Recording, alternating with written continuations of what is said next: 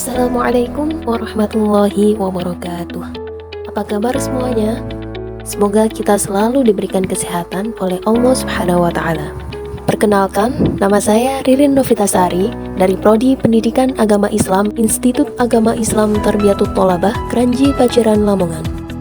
Pada pertemuan kali ini, kita akan membahas tentang bukti keautentikan Al-Quran. Adapun tujuan pembelajaran pada materi hari ini adalah peserta didik mampu menjelaskan bukti-bukti keautentikan Al-Quran. Peserta didik mampu membuktikan keautentikan Al-Quran ditinjau dari segi keunikan redaksinya, dan peserta didik mampu menunjukkan contoh keautentikan Al-Quran. Sebelum memasuki materi keautentikan Al-Quran, mari kita bahas Al-Quran sebagai mukjizat. Secara bahasa, mukjizat berasal dari kata a'jaza yu'jizu i'jazan, mu'jizan mu'jizatan, yang artinya melemahkan atau mengalahkan lawan.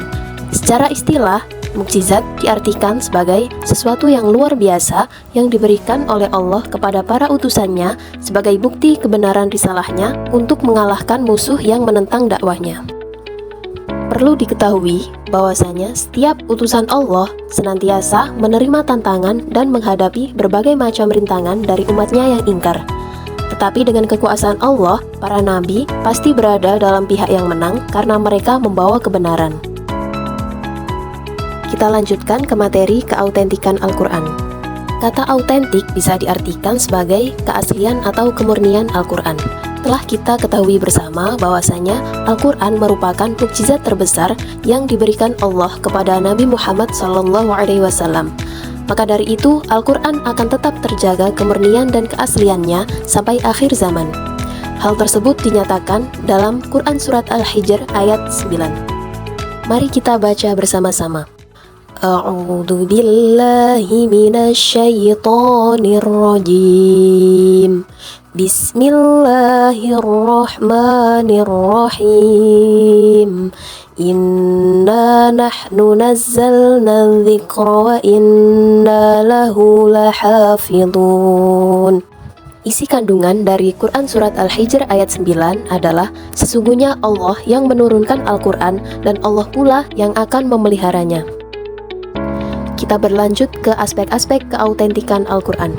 Di sini ada 5 aspek yang akan kita kupas satu persatu.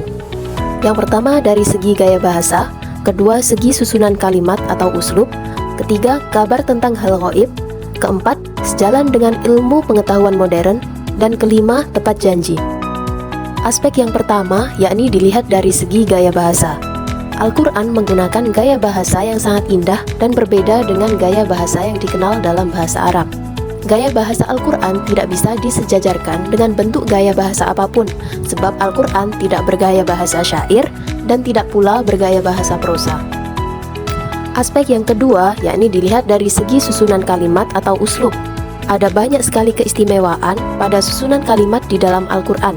Di antaranya, susunan suara kata-kata di dalam Al-Quran terasa lembut dan indah diucapkan.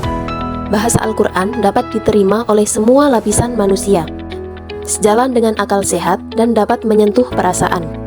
Keindahan sajian Al-Quran dapat memukau akal dan memusatkan perhatian bagi orang yang memperhatikannya, serta kaya akan ragam kata dan kalimat yang digunakan. Di dalam Al-Quran terdapat beberapa surat tentang tantangan membuat serupa Al-Quran, yakni di dalam Quran Surat Al-Isra ayat 88 dan Quran Surat Yunus ayat 38. Aspek keautentikan ketiga dilihat dari bagaimana Al-Quran mengabarkan tentang hal yang ghaib. Pemberitahuan Al-Quran tentang hal yang ghaib merupakan bukti bahwa Al-Quran bukan perkataan manusia, melainkan firman Allah, Zat yang Maha Tahu segala hal yang ghaib. Sebagai contoh, kabar tentang perang yang akan terjadi antara kerajaan Romawi dan kekaisaran Persia yang akan dimenangkan oleh pihak Romawi. Hal tersebut sudah dinyatakan dalam Al-Quran Surah Ar-Rum ayat 1-5. Aspek yang keempat yakni sejalan dengan ilmu pengetahuan modern.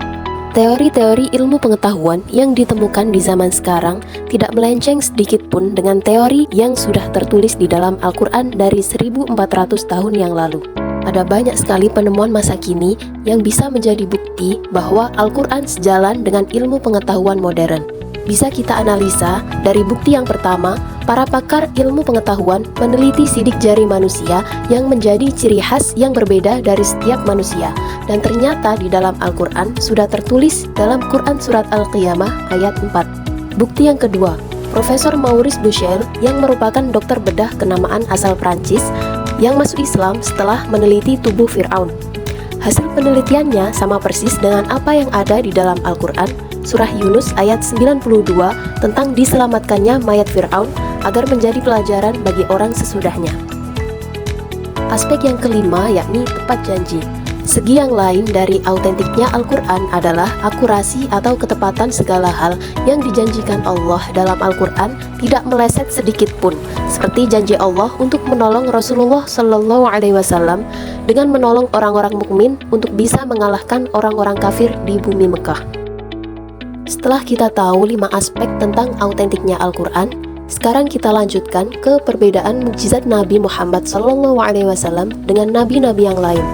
Inti perbedaan mukjizat Nabi Muhammad SAW dengan nabi-nabi yang lain adalah mukjizat yang diberikan kepada para rasul yang datang sebelum Nabi Muhammad adalah mukjizatnya hissi, sedangkan mukjizat yang diberikan kepada Nabi Muhammad SAW adalah kedua-duanya, yakni bersifat hissi dan juga maknawi. Mukjizat terbesar dan bersifat kekal yang diberikan Allah kepada Nabi Muhammad adalah Al-Quran yang merupakan mukjizat maknawi. Akhir kata, kesimpulan dari pembahasan kita kali ini, Al-Quran merupakan mukjizat terbesar yang diberikan Allah kepada Nabi Muhammad SAW. Al-Quran akan terjaga kemurnian dan keasliannya dari zaman Nabi Muhammad masih hidup sampai akhir zaman. Cukup sekian pembahasan kita kali ini. Semoga video ini bermanfaat dan kita selalu diberikan kemudahan dalam belajar. Saya akhiri. Wassalamualaikum warahmatullahi wabarakatuh.